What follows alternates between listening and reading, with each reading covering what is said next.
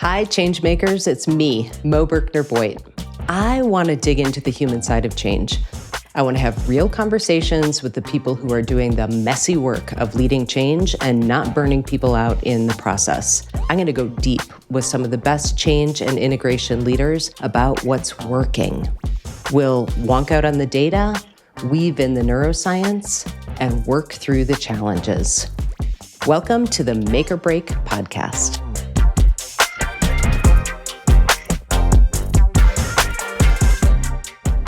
Hello. This week's guest on Make or Break is Betsy Summers. Betsy is a principal analyst of future of work and human capital management at Forrester.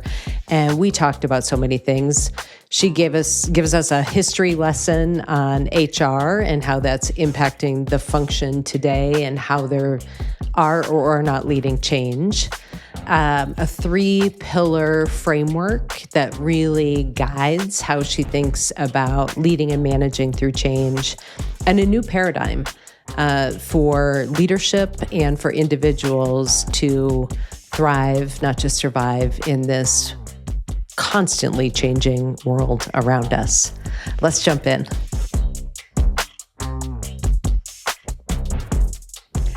Hello, and welcome to this episode of Make or Break, where we talk about everything at the intersection of people and disruptive change.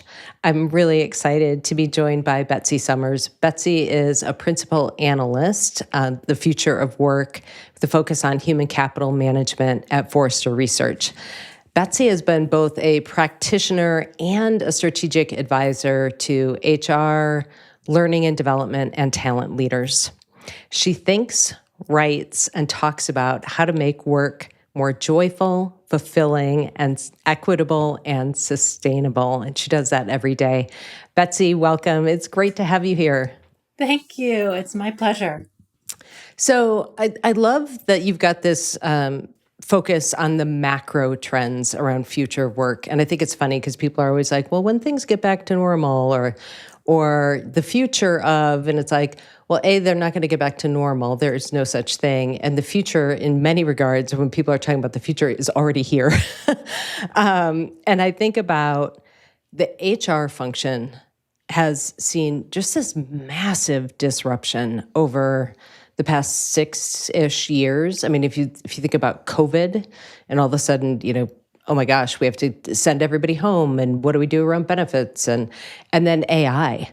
I think that there is quite literally no function that has been disrupted more than HR, and that's my humble opinion.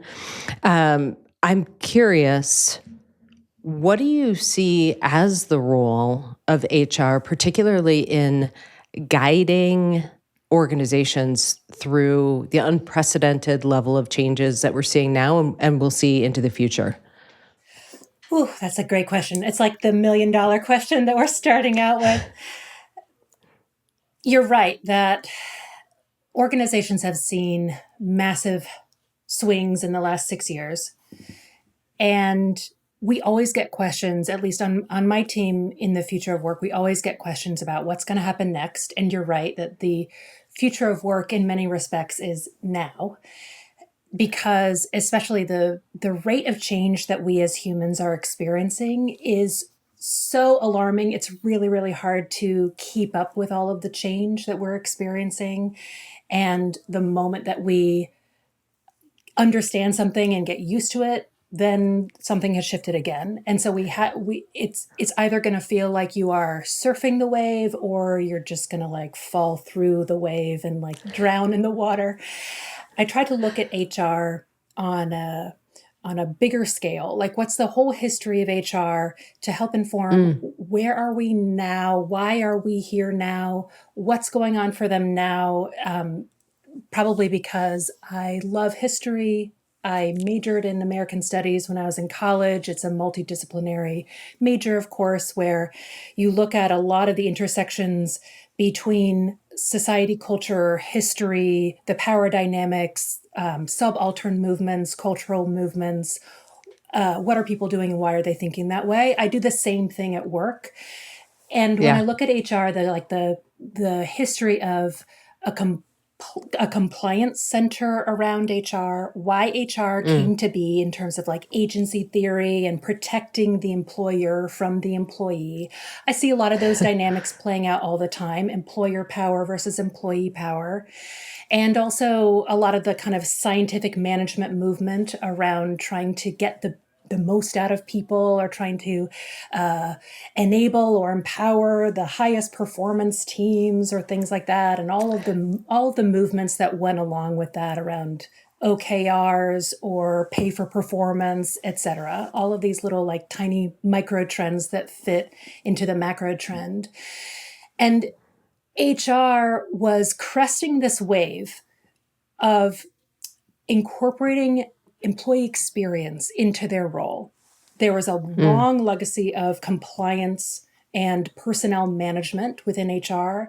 And only recently, in the last 20 years, with the exception of a kind of an interesting trend in the 60s around empowering people and getting to know them, but a wave of like employee experience and trying to attract talent and engage them and empower them. There was this wave that they were cresting, and then they were tested a lot with a lot of social unrest, a lot of the polarization and geopolitical instability that created real headaches for them, made their lists very, very long.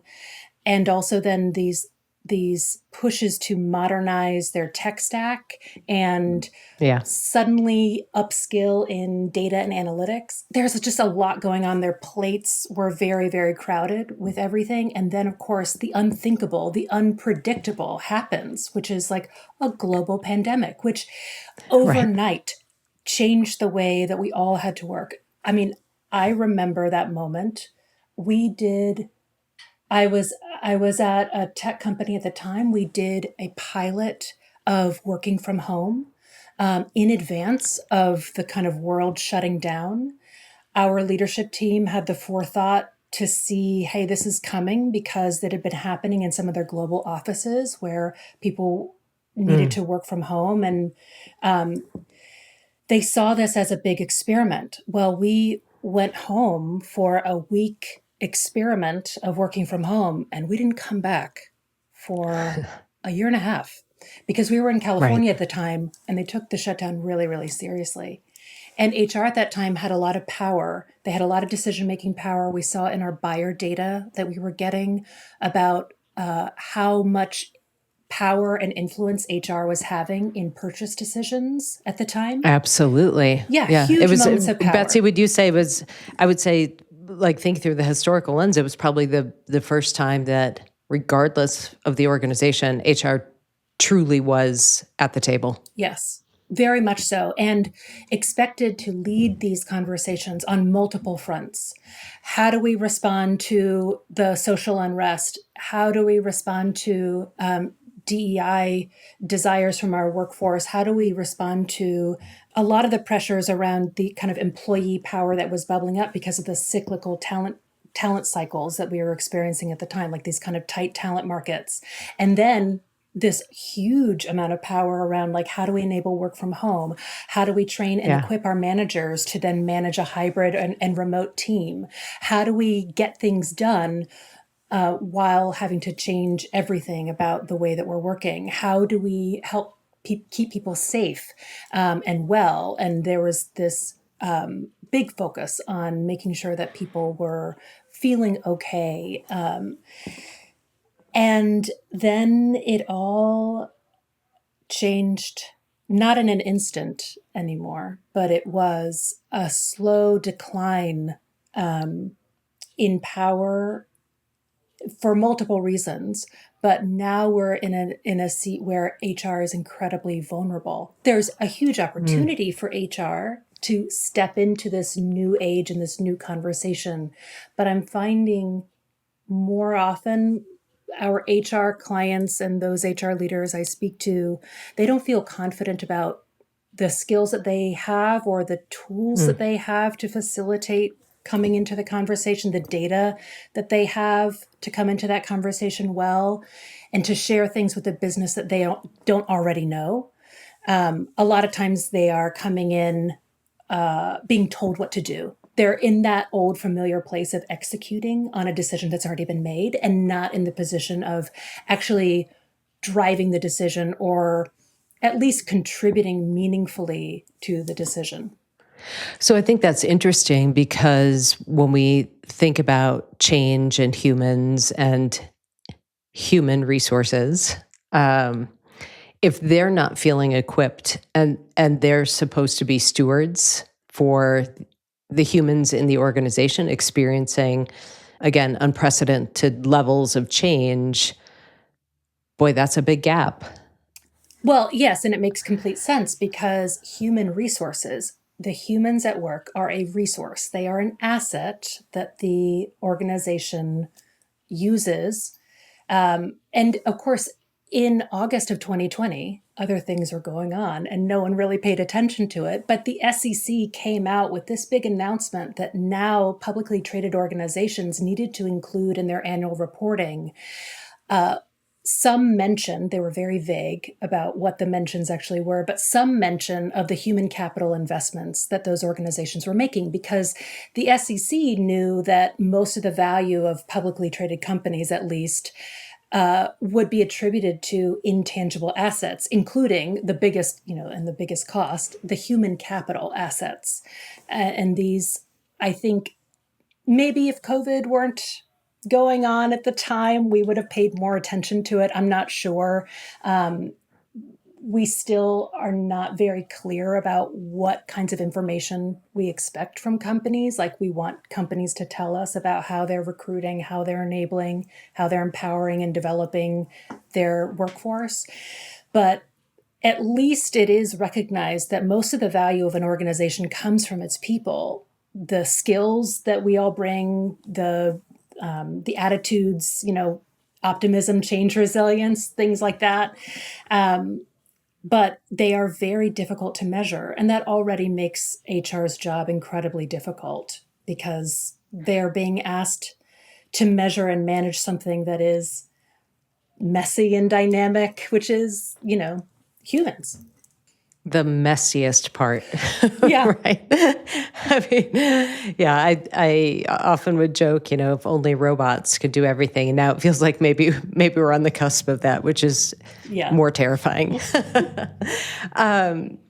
If when you think about those that are doing it right, and that they themselves feel equipped for the rate of change, and they're being good stewards in their organization, what are those folks doing, or is there a framework or a tool or something that you really believe is working? When I think about the individuals whom I've met and worked with and talked with who are making huge strides in their organizations, leading either the AI conversation or a kind of workforce planning conversation of how is this going to translate into how we source our workforce, or org design conversation. I see two things going on. Well, actually, three, and it does relate to a framework that I tend to use with a lot of clients. And I learned some in my early days of like advisory and consultative work. They have a specific skill set that's really helpful right now. It usually includes something around technology, where they have either served as a product manager in their past, or they've served in some kind of tech enablement function where they know how powerful technology can be in delivering capabilities, like as the delivery mechanism for employee experience. And then the second kind of skill set that they bring to bear that's kind of unique is just the data and analytics capabilities. So they might have come from people analytics function, or they just tend to think that way in terms of the curiosity of, what does the data say? Can we collect data about this? do we have an informed perspective, not just our gut or what we hear anecdotally in the hallways, but like, let's look at actual data to ground ourselves. That, alongside some of the more expected skills around empathy and change management and leadership development, like those two around the tech and data, I see really serving successful HR leaders right now.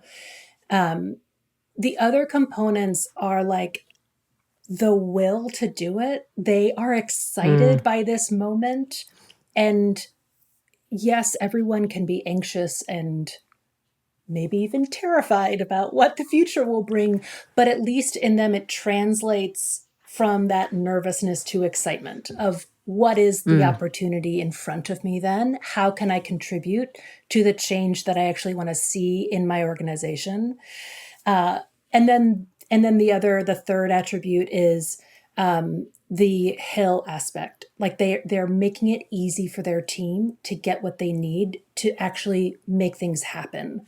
That they are pushing through barriers that exist, or they're looking to discover the root cause of a barrier. So maybe it's a tech stack problem. Okay, I'll just partner with the CIO and we will figure out what our modern tech stack needs to look like to enable this to work out. Or maybe I need to restructure my team and take more of like a product approach to it instead of a program structure approach.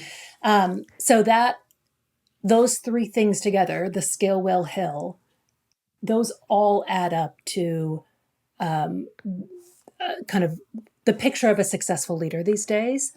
And that skill, will, hill is usually the framework that I use to help managers or leaders diagnose what might be going on for their team. Because you can use it. It's a traditional root cause analysis triad, but you can use it in so many different circumstances of like, what's getting in the way of our performance? Is it a skill issue? Is it a will issue? Or is it a hill issue? Is it a combination of two or three? Sometimes it is complex, but I like to use that to just kind of distill things down into the simpler components that people can use to just diagnose issues. Because for me, that's the most important part, is really truly understanding the problem you're trying to solve, especially the unspoken problem you're trying to solve. And usually it's a fear, some kind of fear or lack of confidence. Right. Why does it always come back to that? I know, because we're all humans. Yeah, that's it. That's exactly it.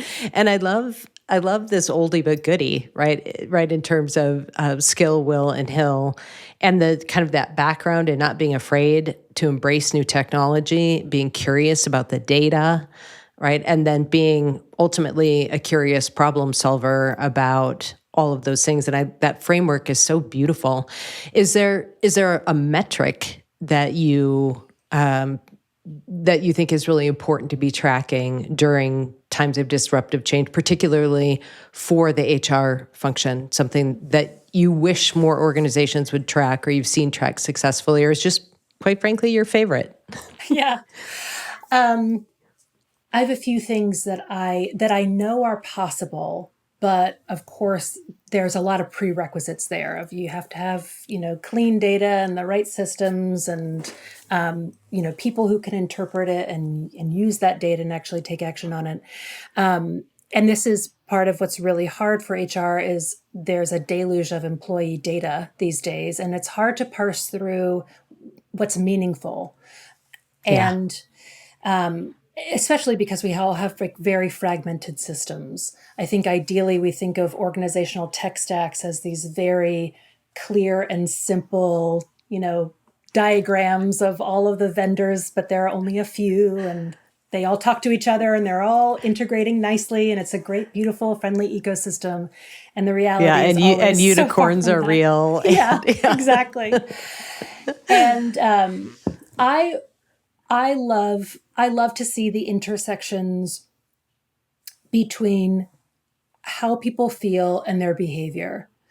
I like to see some kind of quantitative analysis around change resilience or change appetite, things like that. So, of course, in our conversations, that's what was so compelling around what you did and what you do with clients to help them put rigor and data behind something that's kind of quite intuitive, but we don't know what the pieces are. What I love from a learning perspective is looking at the learnability of a particular skill. Given someone's current skill sets, what are the adjacent skills that make it more likely that that person will then acquire a new skill? How far away, in terms of the skills cluster, how far away is this new skill from their existing skill set? And what does that mean for learnability and the rate of skill acquisition?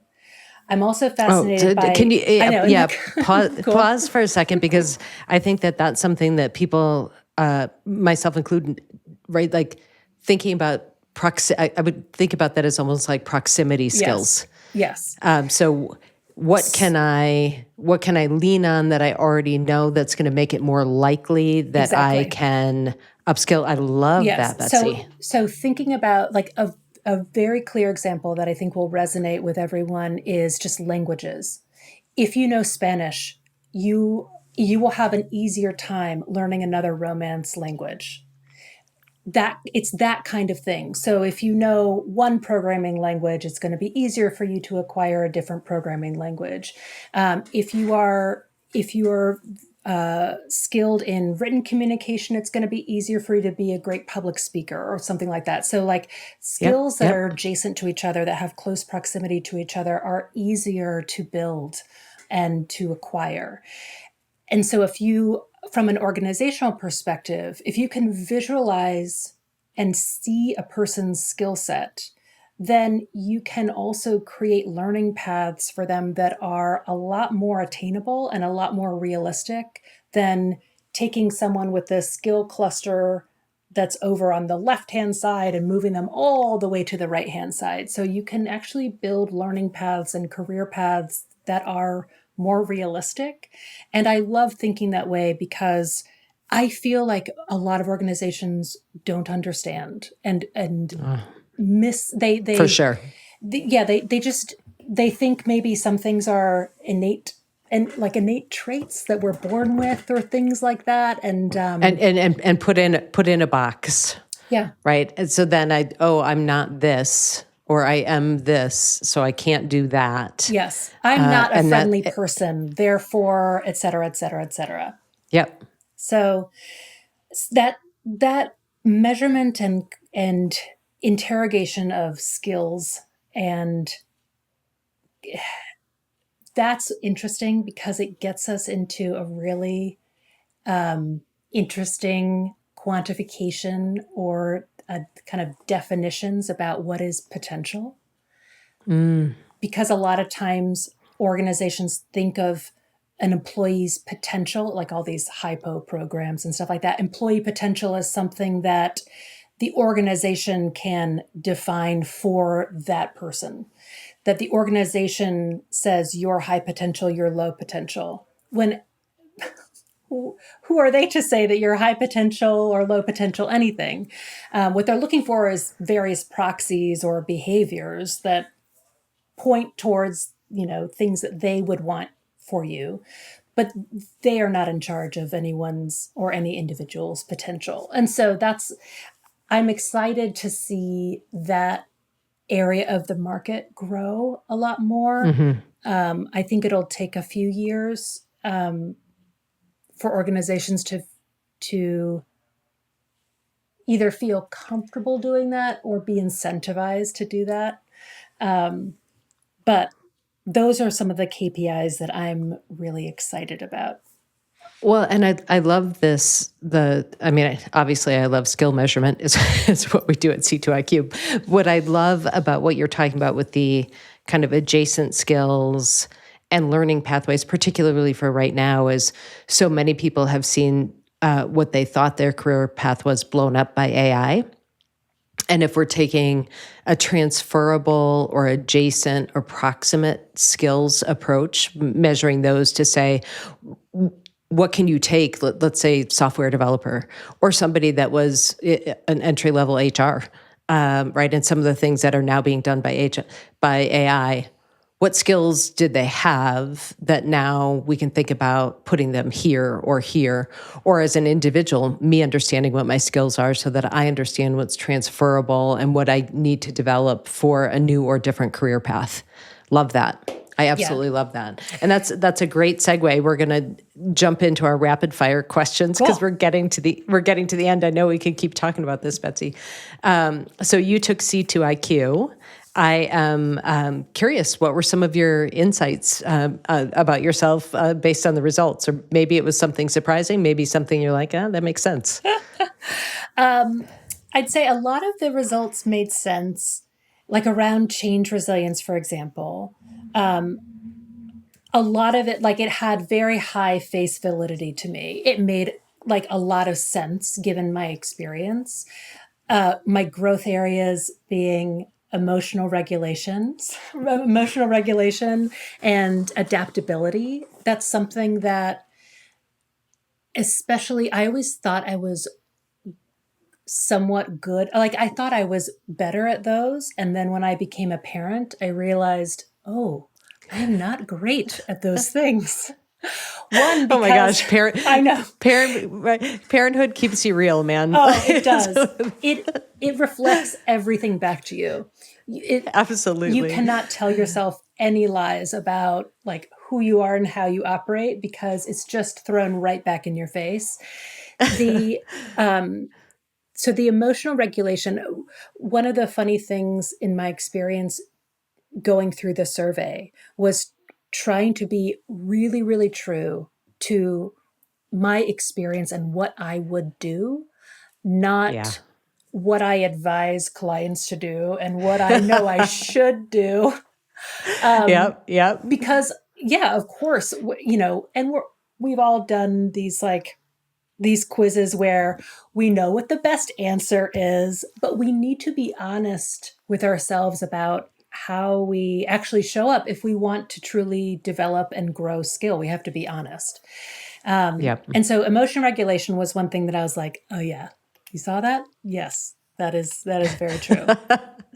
Around human connection, I had high strengths in psychological safety, conversation engagement, which, because I have a background as a coach, I am very highly attuned to that. And I know that that's a strength of mine. A lot of clients have reflected that back to me. But the growth areas are also so true. Social warmth and inclusion awareness. Sometimes I get so focused on either the objective or like something else going on. I have a lot of ADHD, so in going on in me. So a lot of the executive function I am intentionally having to manage. And social warmth can be lost in that. That I don't always show up as a super friendly person because I might just say something without a filter, without the kind of filter of diplomacy that a lot of people have honed. Yeah. I don't have that sometimes. Yeah. But it was fun to see that come out in a survey. I mean, like in a kind of assessment. And I'm an assessment junkie. I love assessments. Aren't we all? We just love to know more about ourselves, Yes. why we are the way we are. I love it. Love it. What do you think? I always ask this question. So, what about the human side of disruption makes or breaks success? I think people forget themselves sometimes and forget how strong we are as human beings, how adaptable we have evolved to be.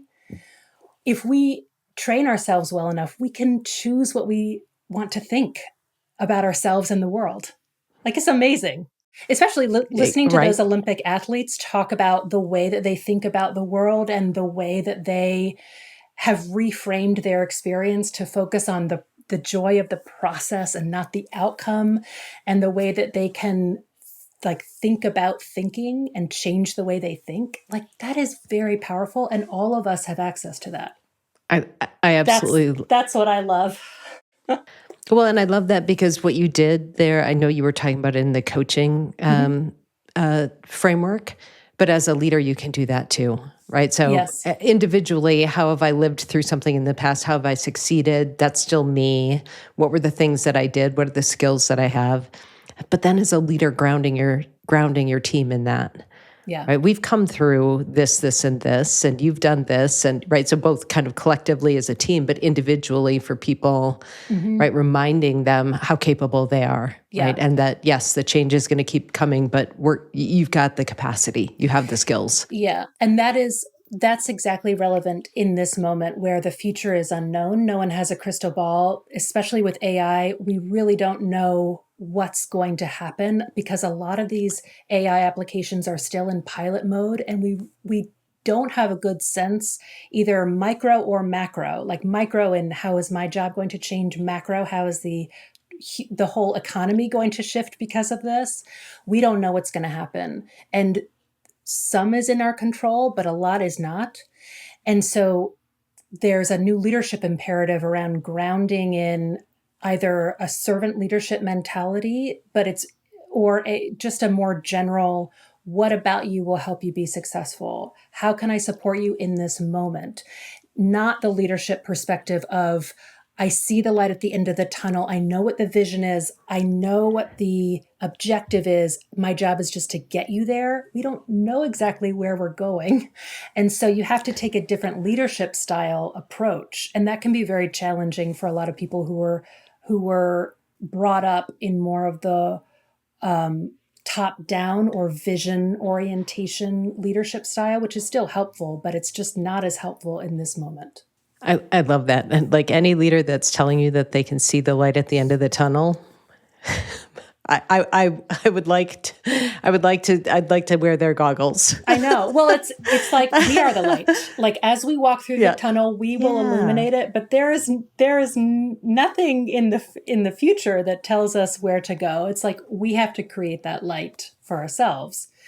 And so, continuing the metaphor, helping people glow as brightly as possible is probably the more effective strategy. I love it. I love it. Where can people find your work? Where can they follow you? I know that you and I are connected on LinkedIn. Yes. I know that you released some of your work on Forrester, other places. The majority, so all of my work is with Forrester, but you can connect with me personally on LinkedIn. Yes. When I'm not taking a social media break, that's where I am. I don't participate in any other social media. But LinkedIn is where you can find me and follow me for some of my hot takes and also just conversations. I love meeting people. I love meeting people on LinkedIn, and I was going to say like on the internet, which sounds kind of strange, but like it's the Wild West of social interaction. But I love meeting people and just seeing what people are up to and answering questions or anything like that. So I would say LinkedIn is probably where the best place to find me. Betsy, this was a great conversation. I just so appreciate, I feel like you took us from a history lesson all the way through to the interactions that we need to be having to help each other shine.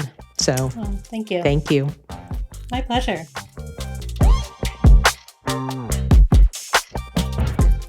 Hey, you made it to the end of the episode. You are ride or die. Thank you again for joining us. If you like the podcast and want to stay connected, please hit subscribe.